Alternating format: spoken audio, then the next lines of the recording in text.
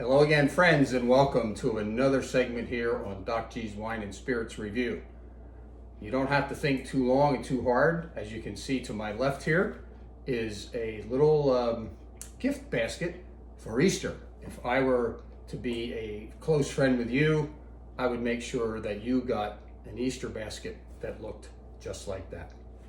So welcome. It's nice to see all of you. And we're going to crack a little bubbly here in just a minute. Just want to set up tonight's feature. With Easter just around the corner, it's one of the most important holidays in our social lives for a lot of us. And being of that importance, it brings family together. And when we bring family together, we bring ourselves a chance to enjoy a nice meal, good company, and in this case, a lot of good wine. So what I'd like to do is just offer you some simple ideas and pairings for what would make a nice wine and food pairing depending on what kind of food that you would like to choose to have for Easter. I don't really plan to talk a lot about the wines. I'm not really here to talk about these wines specifically, maybe a little bit. But the whole point today is just to try to give you some good ideas. You may have your own as well. I'm just here to share with you, to give you a chance to put together some really nice wine and food pairings for you, your family, and your friends, and everyone that you'll see over the Easter holiday. So with that said, it wouldn't be a party for Doc G unless there was some sparkling involved. So, on that note, you all know how much I love that sound. So a little fresh pour here. Just love that sound. I'll talk about this one in just a minute, but I want to properly toast you. Cheers and welcome.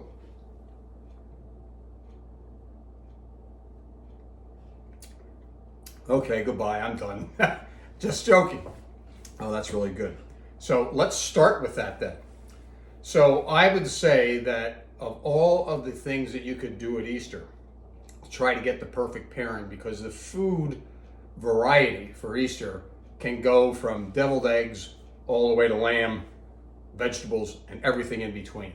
So that presents problems. Well, I'm going to say it presents opportunities for you to find some good wines that will complement whatever it is you put in front of, whatever you put on your Easter table, let me say it that way.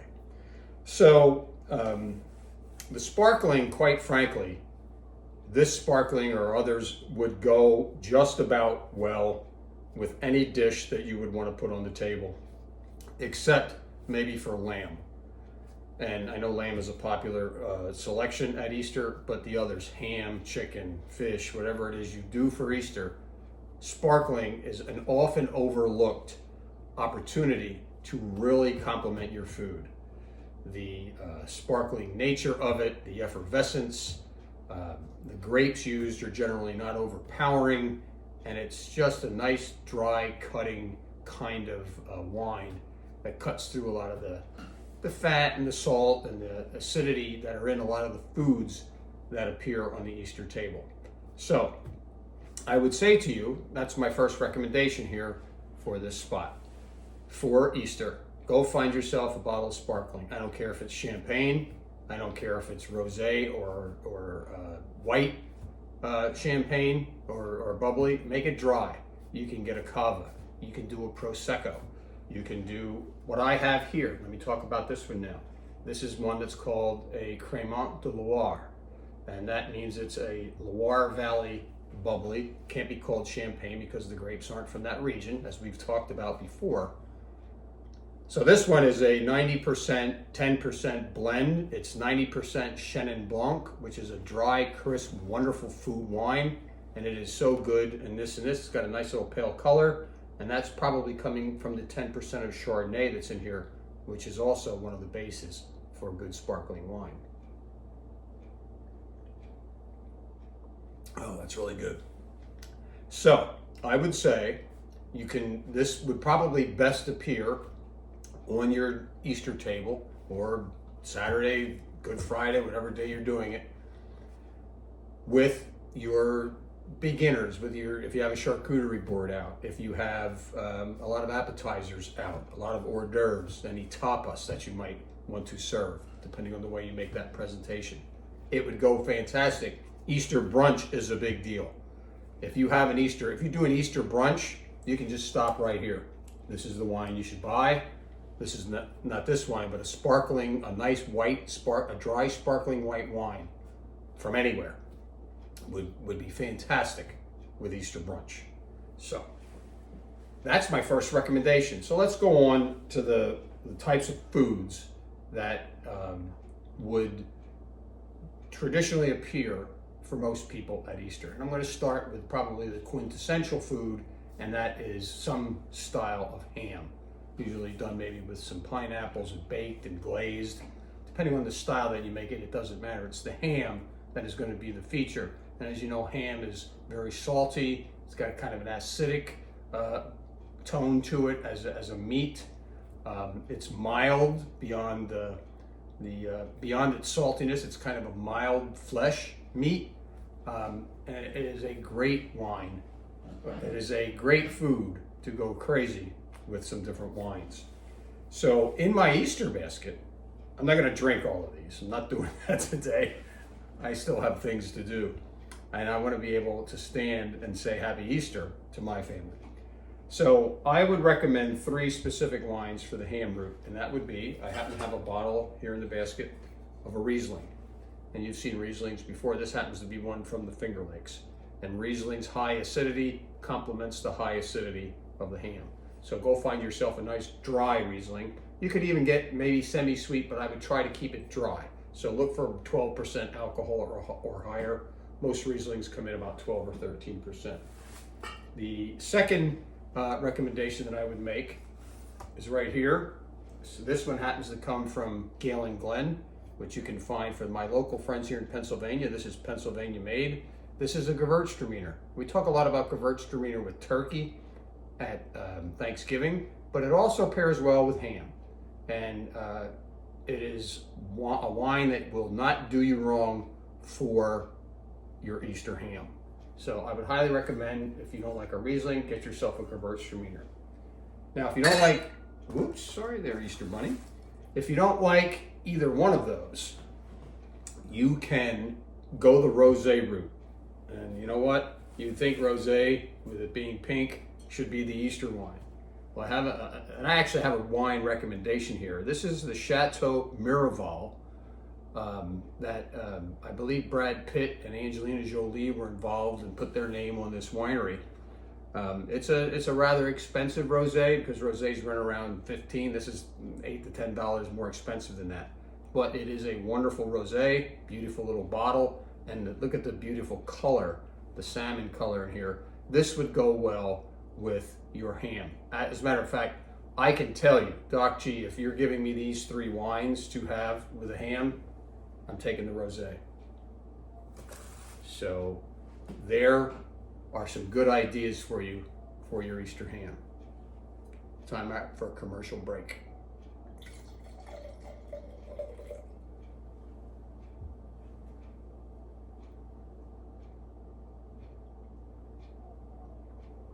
Okay, returning to our food and wine selections. If you're going to do fish and or chicken, and I don't have all the wines in here, but if you're going to go with some other sort of, not ham, not lamb, Sauvignon Blanc is another quintessential food wine that I think you'll be able to pair with just about anything that isn't red meat. So, and depending on your preparation, of course, but you can do Chardonnay. And again, depending on your preparation, you might want to go with a cleaner style Chardonnay rather than a big oaky one. I think that would be a little bit too much for the typical Easter fare. But again, it depends how you might want to make your chicken, your fish. Maybe somebody will do a duck. But the fish and chicken route, we'll call it that. And I'm talking, it doesn't really matter the fish, a white fish, a salmon, a tuna, a grouper, a halibut, depending on what cod, whatever it is you want to make. You can go with your albarinos. You really open up the door when you get into fish and chicken, because there are so many opportunities for different styles of wine. My Easter basket is only so big. So I would also say to you that this rosé, just like I talked about with the bubbly here, the rosé could go through your entire panoply of different foods that you might have on Easter, including having it for on hand for your Easter brunch. If there are people that don't really like bubbly, I don't know who they are, but if you happen to find somebody like that and they want a still wine, I would highly recommend that you keep a rosé available, a light rosé, Provençal style rosé like that one, and serve that for Easter brunch, because it will work fantastically with Easter brunch. As you're seeing the theme here, Easter provides a lot of opportunities with great food, and the more great food you have, the more great opportunities you have to pair a great wine with it. So now, that takes care of our fish and chicken. We've talked about brunch, and we've talked about ham. The only thing left is for those people who like to have a lamb, maybe a rack of lamb, lamb chops, lamb stew, whatever it is. Usually it's traditionally kind of a lamb rack, and it's made in a variety of ways. So my recommendation to you, if you're going to do a rack of lamb, is to maybe lean toward red blends, and I'm going to tell you why. Because Bordeaux blends, for example, of which I have one here in my Easter basket, and you can find yourself a good one of these, $15. Just look for Bordeaux. This one happens to be 65% Merlot, 25% Cabernet Sauvignon, and 10% Cabernet Franc. Now, if you would take any one of those and serve it with one of those as a single varietal wine, the lamb would be fantastic. So you're going to triple your bang for your buck by buying yourself a good Bordeaux. And all good red wine recommenders, so to speak, would tell you, go for a Bordeaux when you're going to have lamb, because those wines in there are a fantastic match for a rack of lamb. Now, the other one that I would recommend to you, and this is one that I happen to have, is a Côte du Rhône blend. CDR, they call them. And a Côte du Rhône blend usually involves the grapes Syrah, they call them GSMs, Grenache, Syrah, and Mourvedre. And when you put those three grapes together, and you could do any one of those wines alone. If you can't get yourself, don't be so hung up on, well, it's got to be what I said. You can take a Grenache and have it with lamb. You can take a Syrah, which is a fantastic match for lamb, just in the bottle as Syrah. And Mourvedre is like one of my favorite red wine grapes for anything that requires a red wine. So again, you're tripling your bang for the buck by getting yourself a nice Côte du Rhône Village. And you, again, $15, $20 price point. You don't have to go crazy. If you want to, be my guest. But if you're going to have lamb, those are the things that I would recommend. I don't really have any dessert recommendations for Easter because, to be honest with you, there's so much candy floating around and chocolate and Easter eggs. If that's your thing, go find yourself a nice port that'll probably take care of you if you have a need to close out your meal and have something to have with your sweets. So I think that covers everything today, my friends. Go find yourself some wine. Get yourself ready for the Easter Bunny. He's coming your way. So until we meet again, I hope you all have a safe and happy and calm and peaceful Easter weekend and Easter holiday. Cheers, and we'll see you next time.